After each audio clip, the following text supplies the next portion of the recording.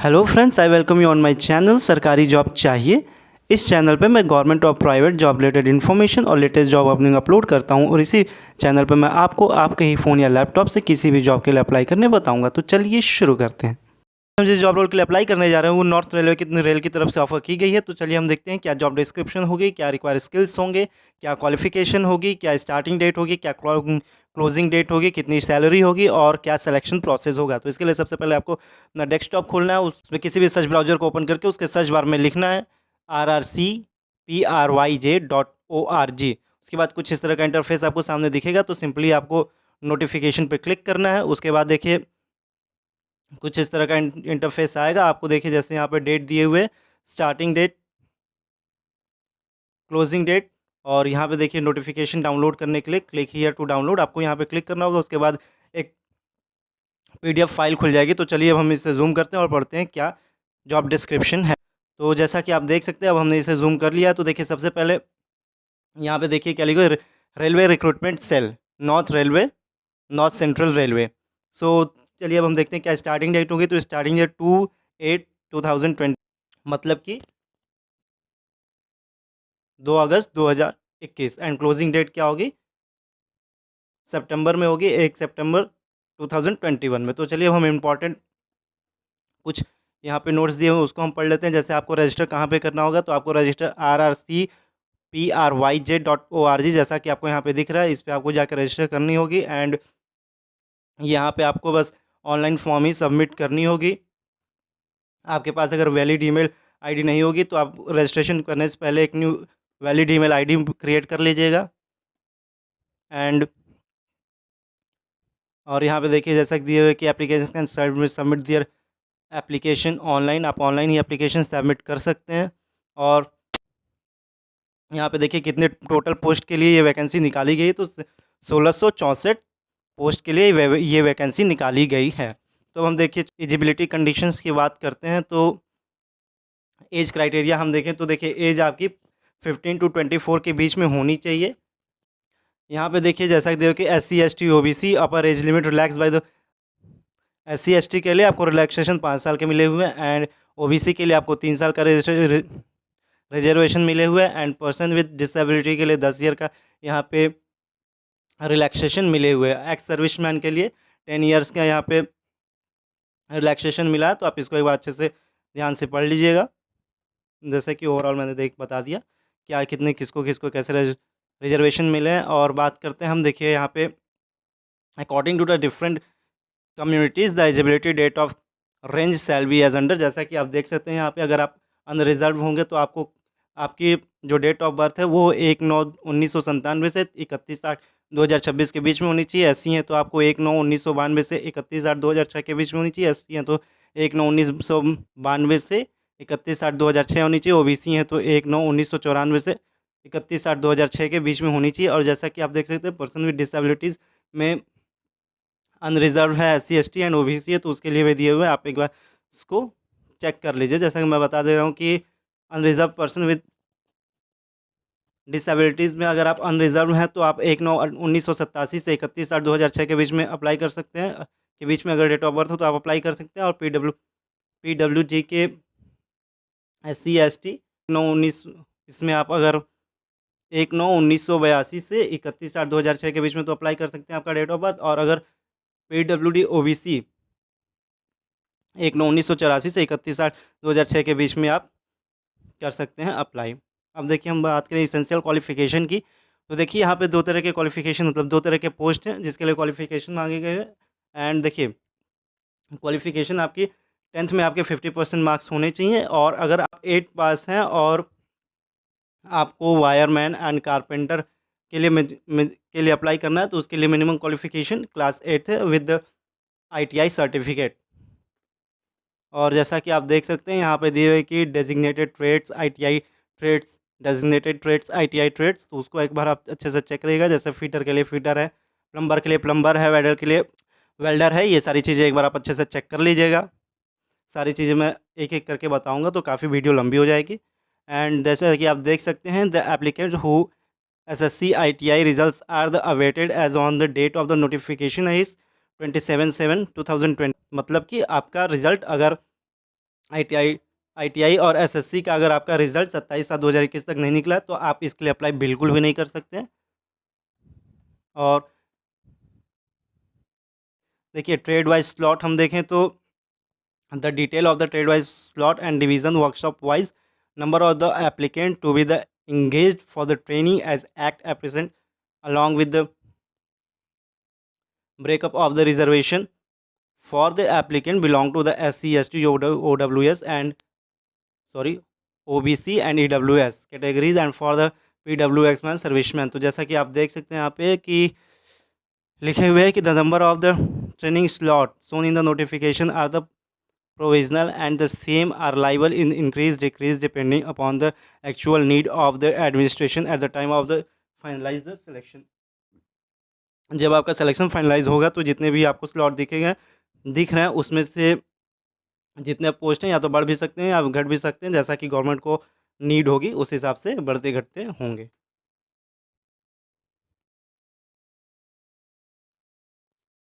और यहाँ पे आप देख सकते हैं रिजर्वेशन होगा 4% for the person with disabilities के लिए एंड एक्स सर्विसमैन के लिए 3% रिजर्वेशन होगा टोटल सीट का।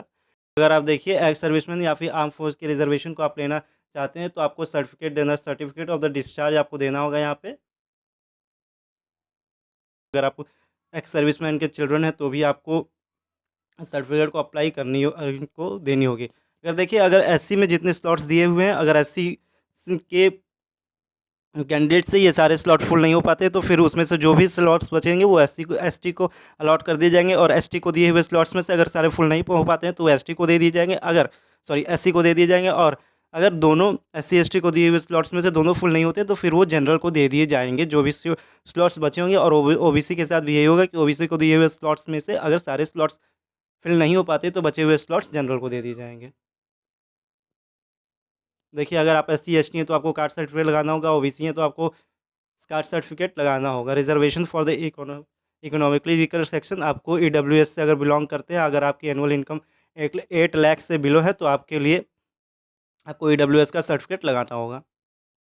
तो जैसा कि आप देख सकते हैं इसके लिए फ़ी कितनी देनी पड़ेगी, तो 100 रुपये पे करनी पड़ेगी। और अगर आप SC ST हैं या फिर पर्सन विद डिसेबिलिटीज़ हैं या फिर आप वीमेन हैं तो आपको ज़ीरो फ़ी पेमेंट करनी होगी, आपको फ़ी नहीं देनी होगी। और फ़ी ऑनलाइन आपको देनी होगी through debit card, net banking, credit card, इन सब कार्ड से आपको ऑनलाइन पेमेंट करनी होगी फ़ी की। और आपको www.rrcpryj.org पे जाके आपको अपने एप्लीकेशन फॉर्म को फिल करना होगा। और इसके लिए लिंक मैं नीचे डिस्क्रिप्शन में दे दूँगा, तो आप वहाँ से जाके फिल कर सकते हैं। और इस नोटिफिकेशन को डाउनलोड करने के लिए भी मैं लिंक नीचे डिस्क्रिप्शन में दे दूँगा। अगर आपको ये चैनल आप इसको सब्सक्राइब करिएगा। अब चलिए हम आगे देखते हैं। देखिए अगर कभी आपका फॉर्म भरने में कभी ऐसा होता है कि फॉर्म भरते समय आपका ये पेमेंट नहीं हो पाता है और आपके अकाउंट से आपका बैलेंस नहीं कटता है, तो फिर उस सिचुएशन में आप क्या करिएगा, आप दोबारा लॉगिन करिएगा। क्योंकि अगर आप रजिस्टर हो गए होंगे तो आप दोबारा लॉगिन करिएगा, उसके बाद अपनी फ़ी को पेमेंट करने की कोशिश करिएगा। अब देखिए medical fitness and physical standards को हम देखते हैं, तो जैसा देख सकते हैं देखिए आपका जो मेडिकल सर्टिफिकेट होना चाहिए वो असिस्टेंट सर्जन के नीचे के किसी पोस्ट के व्यक्ति के थ्रू वो साइन नहीं होना चाहिए। असिस्टेंट सर्जन या फिर उसके ऊपर के पोस्ट के उसके अपर पोस्ट के किसी व्यक्ति के थ्रू वो साइन होने चाहिए। डिफरेंटली एबल एप्लीकेंट्स पर्सन सारी चीज़ें एक बार आप इसको देख लीजिएगा, वरना मैं पूरी बात बताऊंगा तो मैं पूरा पढ़ूंगा तो काफ़ी वीडियो लंबी हो जाएगी। उसके बाद हम बात करते हैं, देखिए क्या दिया गया है कि अगर जितने कैटेगरी PWD के लिए जितने भी कैटेगरी दी हुई है, अगर उन कैटेगरी से कोई डिफरेंट PWD होता है तो वो एक्सेप्टेड नहीं होगा। इस बात को आप अच्छे से ध्यान में रखिएगा। अब हम देखते हैं मोड ऑफ सिलेक्शन। तो देखिए सिलेक्शन मोड कैसे होगा। देखिए हम सिलेक्शन की बात करते हैं तो वो एवरेज निकाला जाएगा। आपके क्लास 10 में 50% से ऊपर रहेंगे तो फिर उसका एवरेज, और ITI में जो भी आपके मार्क्स होंगे उसका एवरेज निकाला जाएगा। और अगर आप ऐसे ट्रेड के लिए अप्लाई कर रहे हैं जिसके लिए क्वालिफिकेशन 8 पास होगा तो उसके लिए आपको 8 पास के जितने भी आपके मार्क्स होंगे उसके परसेंटेज निकाले जाएंगे और ITI के परसेंटेज निकाले जाएंगे। और फिर जो भी शॉर्ट लिस्टेड होगा टोटल वैकेंसी के 1.5 मतलब कि 1.5 गुना लोगों को शॉर्ट लिस्टेड किया जाएगा इसके लिए।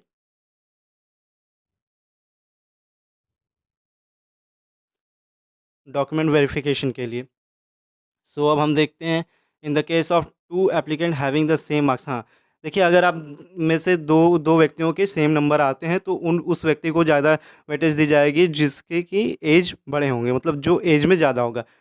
इन केस अगर दोनों के एज सेम होंगे तो उसको वेटेज दी जाएगी जो कि जिसने क्लास 12 पहले पास किया होगा। उसके लिए कोई अलग से वाइवा या टेस्ट नहीं होगा। एंड फाइनल लिस्ट जो बनेगी वो ट्रेड वाइज यूनिट वाइज बनेगी। आपको कोई भी कॉपी डॉक्यूमेंट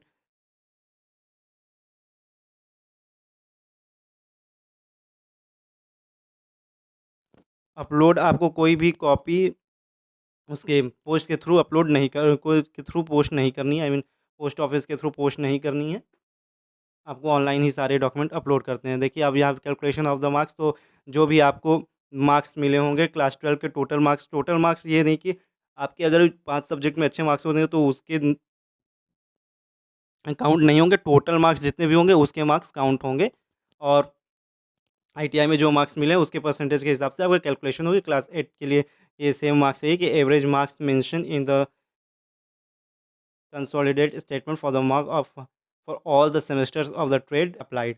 तो आईटीआई के लिए भी ऐसे मिलेंगे, जितने भी आपके मार्क्स होंगे उसका एवरेज निकाला जाएगा, फिर उससे मेरिट लिस्ट बनाई जाएगी और जब मेरिट लिस्ट बन जाएगी तो आपको उसके लिए फिर इन्फॉर्म किया जाएगा उस कॉन्टैक्ट से जो कि आपने फॉर्म में भरे होंगे।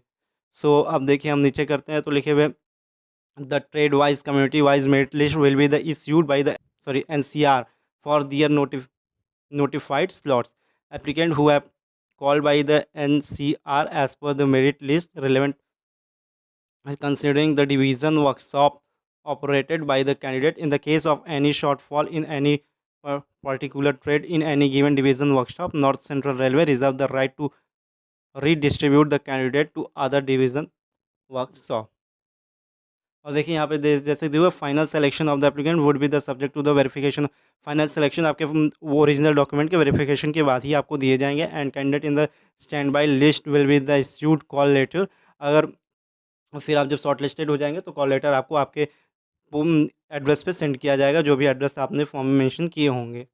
अब हम बात करते हैं ट्रेनिंग पीरियड एंड स्टाइपेंड की। तो देखिए ट्रेनिंग पीरियड जब आप इसके लिए क्वालिफाई कर ले जाएंगे तो आपको 1 साल के लिए ट्रेनिंग पीरियड में रखा जाएगा। उसके थ्रू आपको स्टेट गवर्नमेंट के थ्रू जितने भी आपको स्टाइपेंड होते हैं, मतलब जो भी सैलरी स्टेट गवर्नमेंट के थ्रू डिसाइड होते हैं वो आपको दिए जाएंगे। अब देखिए मोड ऑफ द एप्लीकेशन, तो जैसा कि आप देख सकते हैं एप्लीकेशन ऑनलाइन फिल करनी होगी। एंड आपको आधार कार्ड, ये सारी आप अपने सारे पैन कार्ड, आधार कार्ड, जितने भी आपके डॉक्यूमेंट्स होंगे उसको अच्छे से फिल करिएगा, यहाँ पे ये बताया गया। एंड 12 डिजिट आधार कार्ड को अच्छे से फिल करिएगा। The provision is applicable to the application of all the states and union territories of India. Applicants have to produce original Aadhaar card और डॉक्यूमेंट। आपको ओरिजिनल आधार कार्ड सारी आती है। जितने भी आपके डॉक्यूमेंट्स होंगे सारे आप अच्छे से फिल करिएगा। और जो भी आप कोई भी रॉन्ग इन्फॉर्मेशन फिल नहीं करिएगा। अगर आप रॉन्ग इन्फॉर्मेशन फिल करते हैं तो फिर आपको डिस्क्वालीफाई कर दिया जाएगा पूरे के पूरे प्रोसेस से। और देखिए यहाँ पे ईमेल आईडी के लिए लिखा है कि active mobile number and valid email ID. आपके वो फ़ोन नंबर होने चाहिए जो कि आपके फ़ोन में एक्टिव हो, और ईमेल आईडी आपकी अच्छे से काम करनी चाहिए। नहीं हो तो आप अभी बना सकते हैं, लेकिन आप अप्लाई करने से पहले आप बना लीजिएगा। देखिए choice of only one division workshop is permitted.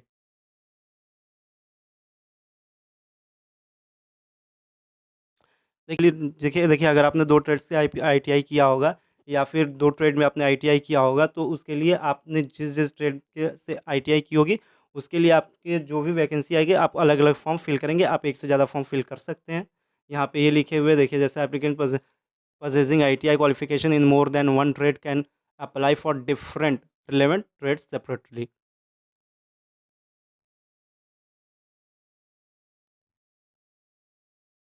अगर आप सेम ट्रेड के लिए 2 एप्लीकेशन करते हैं, 2 बार अप्लाई करते हैं तो वो रिजेक्ट हो जाएगा। फिर डिफरेंट के लिए आप कर सकते हैं बट सेम के लिए आप नहीं करिएगा। और फिर आप फिल करने के बाद अपने प्रिंट आउट डाउनलोड कर लीजिएगा। ये सारी बातें छोटी-छोटी बातें आप जाएँगे कहीं कराने तो मालूम चल जाएगा, नहीं तो फिर आप एक बार पढ़ लीजिए। और मैं तो बता ही रहा हूँ, जो ज़रूरी है मैं वो बता रहा हूँ, वरना वीडियो काफ़ी लंबी हो जाएगी। देखिए ये जो certificates in the PDF format having file size 50 KB to 20 KB आपके जितने भी सर्टिफिकेट होंगे, जो यहाँ पे 8 के मार्कशीट, 10 के मार्कशीट, ITI और जो भी आपके कास्ट सर्टिफिकेट होंगे और इनकम सर्टिफिकेट होंगे, वो सारे सर्टिफिकेट 50 टू 200 KB के बीच में होने चाहिए, उससे ज़्यादा नहीं होने चाहिए। इस बात को आप अच्छे से ध्यान में रखिएगा। एंड अब हम बात करते हैं, देखिए सर्टिफिकेट आपके 2 लैंग्वेज में होने चाहिए, या तो इंग्लिश लैंग्वेज में होना चाहिए या तो हिंदी लैंग्वेज में होना चाहिए। इकोनॉमिक वीकर सेक्शन के लिए आप इनकम सर्टिफिकेट लगाएंगे। And invalid application and rejection, invalid application and rejection में सीधी सी बात है, अगर आपने कोई भी अपना डॉक्यूमेंट गलत फिल किया हो या फिर मिसलीड की हो तो आपके फॉर्म रिजेक्ट हो जाएंगे। आप इस बात को काफ़ी अच्छे से ध्यान में रखिएगा।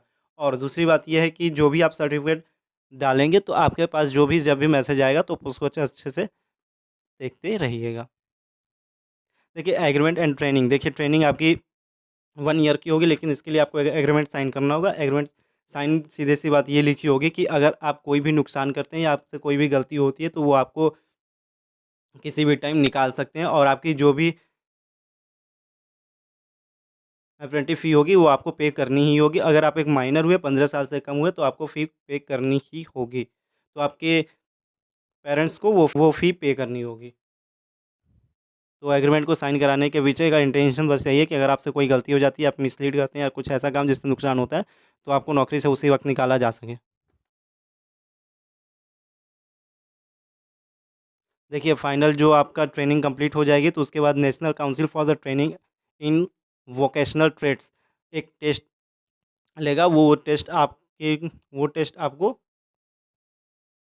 प्रोफिशिएंसी टेस्ट होगा, जिससे आपको सर्टिफिकेट मिलेंगे। जैसे आप देख सकते हैं, every apprentice on completing of the training will be the granted a certificate of the proficiency. तो जैसा कि आप देख सकते हैं, जब आपके पूरी कंप्लीट हो जाएगी तो उसके बाद आपको सर्टिफिकेट ऑफ प्रोफिशिएंसी मिलेगी, जो कि एक टेस्ट देने के बाद मिलेगा, और टेस्ट कंडक्ट कराएगा national council for the training in vocational trades. इस बात को आप अच्छे से ध्यान रखिएगा। और आप जब ट्रेनिंग करने जाएंगे तो वहाँ पे कोई भी हॉस्टल की सुविधा नहीं है, इस बात को भी आप देख, आपको अपने अरेंजमेंट करने होंगे।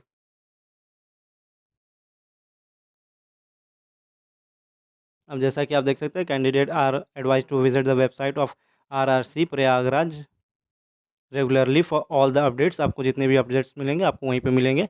तो rrcpryj.org पे आप जाके चेक करते रहिएगा, और बाकी भी वेबसाइट्स होती हैं वहाँ पे भी आती हैं।